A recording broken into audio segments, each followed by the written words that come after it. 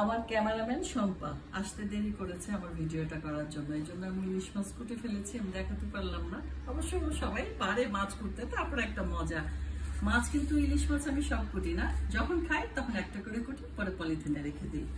আর চিংড়ি মাছ হলো আমার প্রিয়, ওয়াসির প্রিয়, শান্তর প্রিয়, অন্তুর প্রিয়, আমাদের স্বামী বৌমা ওরও প্রিয়।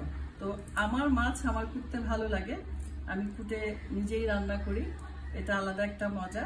তো চিংড়ি মাছ কুটলাম, অনেকগুলো কুটে ফেলেছি, এখন দেখানোর জন্য অল্প করে কুটছি। প্রথমে আমি এটা ফেলে দিই, তারপরে এই কাঁটাটা ফেলে দেই, দাড়িগুলো ফেলে দিই।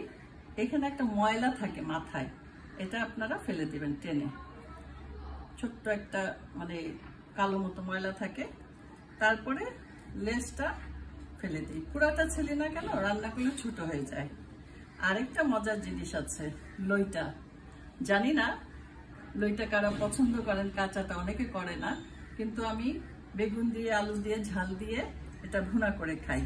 আরেকভাবে খাই, সেটা হলো ছোট্ট করে এরকম কেটে পিসটা বেসন অথবা আপনি যদি আটা ঘরে থাকে অসুবিধা নাই, আটা বা ময়দা, হলদি মরিচ আদা রসুন দিলেও দিতে পারেন, না দিলেও চলবে, লবণ একটু ঝাল মাখিয়ে ডো করবেন, যেভাবে বেগুনি ভাজেন সেভাবে মাছটাকে চুবিয়ে চুবিয়ে ভেজে খাবেন, মনেই হবে না লুইটা খাচ্ছেন।